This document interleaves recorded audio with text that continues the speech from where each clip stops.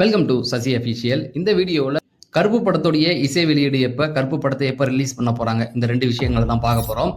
Cinema செய்திகள் தெரிஞ்சுக்க நம்ம சேனலை சப்ஸ்கிரைப் பண்ணிட்டு வீடியோவை லைக் பண்ணிடுங்க. கருப்பு படம் 2024 ஆரம்பிச்சு இன்னைக்கு 2026 வந்துருச்சு. 2 வருஷமாக இந்த படம் வந்து இழுத்துக்கிட்டே இருக்குது அப்படின்னு சொல்லலாம். ஏன்னா இப்போ வந்துடும், அப்போ வந்துடும் அப்படின்னு சொல்லி தொடர்ந்து பேசப்பட்டுக்கிட்டே இருக்குது. பல வாட்டி வந்து ஒத்தி வச்சுட்டாங்க, இன்னைக்கு ரிலீஸ் ஆகும் அப்படின்னு சொல்லி அந்த டேட்டை வந்து திரும்ப மாற்றியும் வைப்பாங்க. ஏன்னா ஓடிடி ரைட்ஸ் வந்து இதுக்கு போகலை அப்படிங்கிற மாதிரி சொல்லிட்டு இருந்தாங்க, அதனால தான் டிலே ஆகுதுன்னு. இந்த கதை எப்படி உருவானுச்சு அப்படின்னு பார்த்தீங்கன்னா, நயன்தாராவை வச்சு மாசாணி அம்மன் அப்படின்னு ஒரு கதை எடுக்க ஆர்ஜே பாலாஜி திட்டமிட்டு இருந்தாரு. இதே வந்து இந்த கதையை வந்து சூர்யாட்ட சொல்ல போக சூர்யாவுக்கு இதை பிடிச்சிருந்ததுனால அந்த மாசாணி அம்மன் கதையை வந்து கொஞ்சம் மாற்றி அமைச்சு சூர்யாவுக்கு ஏற்ற மாதிரி இந்த கருப்பு படத்தை எடுத்திருக்கதா சொல்றாங்க. ஆர்ஜே பாலாஜி சூர்யா எந்த அளவுக்கு நட்பு அப்படின்னு பார்த்தீங்கன்னா, விக்னேஷ் சிவனுடைய இயக்கத்துல தானா சேர்ந்த கூட்டம் அப்படிங்கிற படத்துல வந்து சூர்யா வந்து நடிச்சிருந்தாரு. அப்பதான் வந்து ஆர்ஜே பாலாஜியும் அந்த படத்துல நடிச்சிருந்தாரு. அதுக்கு முன்னாடி பாத்தீங்கன்னா விக்னேஷ் சிவன் வந்து நானும் ரவுடி தான் அப்படிங்கிற ஒரு படம் இயக்கியிருந்தாரு. அதுலயும் வந்து ஆர்ஜே பாலாஜி தான் விஜய் சேதுபதிக்கு ஃப்ரெண்டா ஒரு மெயினான காமெடியன் அவராக தான் இருந்தாரு. அதே போல பாத்தீங்கன்னா தானா சேர்ந்த கூட்டத்திலையும் அவர் தான் மெயினான காமெடியனா இருந்தாரு.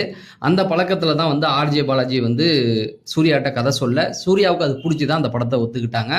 அதுக்கப்புறம் ஏஆர் ரகுமான் வந்து இசையமைக்கிறார் அப்படின்னு சொன்னாங்க. அதை மாற்றப்பட்டு சாய் அபயங்கர் வந்தார்.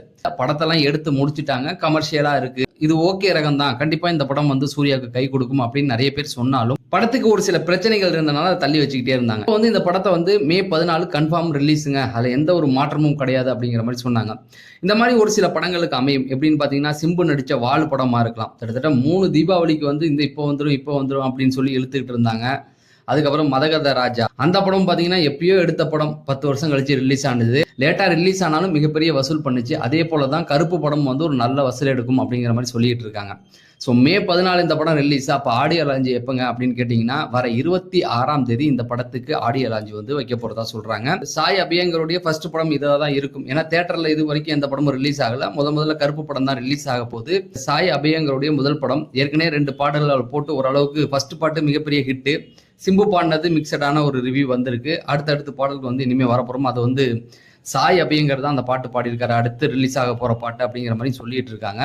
அப்ப வர 26 கண்டிப்பா எலெக்ஷன் முடிஞ்சதுக்கு அப்புறம் கருப்பு படத்துடைய ஆடியோ லான்ச் இருக்கும் அப்படிங்கிற மாதிரி சொல்றாங்க. நீங்க சூர்யா ஃபேனா இருந்தா இந்த வீடியோ லைக் பண்ணுங்க. சினிமா செய்திகள் தெரிஞ்சுக்க நம்ம சேனலை சப்ஸ்கிரைப் பண்ணிட்டு வீடியோவை லைக் பண்ணிருங்க.